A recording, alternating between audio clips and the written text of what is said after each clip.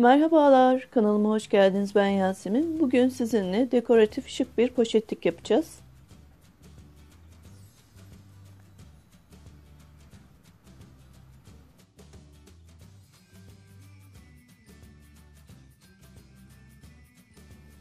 Gereken malzemeler: bir adet plastik kapaklı bir kutu,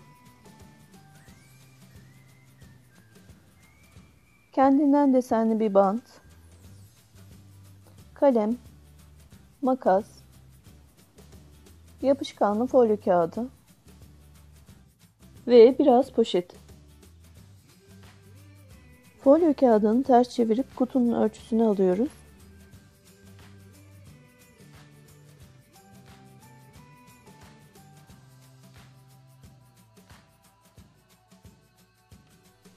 Folyo kağıdını aldığımız ölçüye göre kesiyoruz.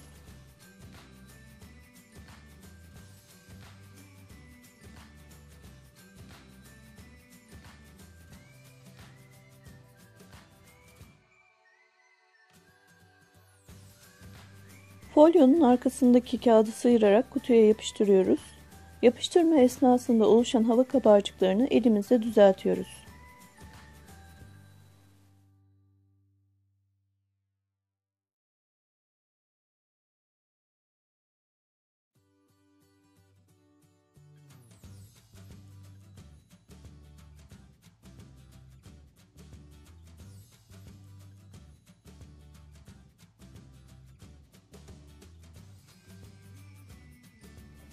Aynı işlemi kapak kısmına da tekrarlıyoruz.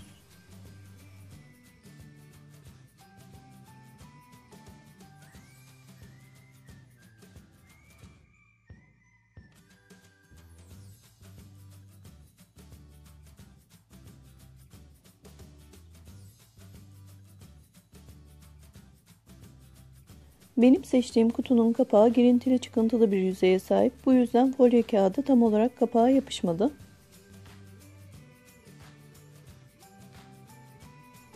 Folyo kağıdını kapağa sabitlemek için kapağın etrafını desenli bir bantla yapıştırdım.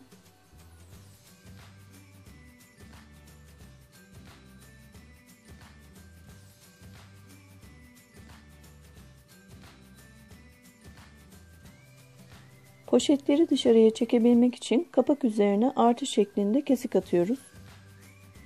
Poşeti ortadan ikiye katlıyoruz. Sonra tekrar ikiye katlıyoruz. Poşetin sap kısmından diğer poşetin altını geçirip yukarıya doğru kıvırıyoruz.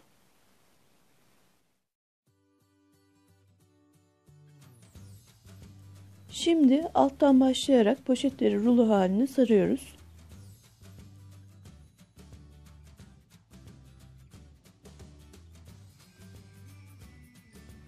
Aynı işlemi elimizdeki diğer poşetlere tekrarlıyoruz.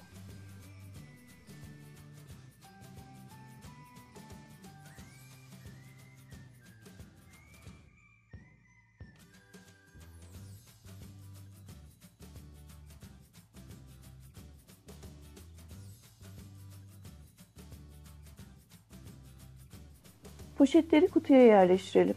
Yaptığımız ruloda açıkta kalan kısmı poşetlik kapağındaki delikten geçirelim.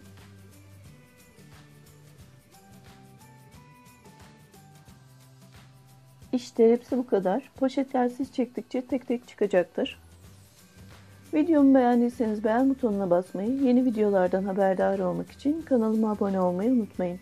Sevgiyle ve saygıyla kalın. Hoşça kalın.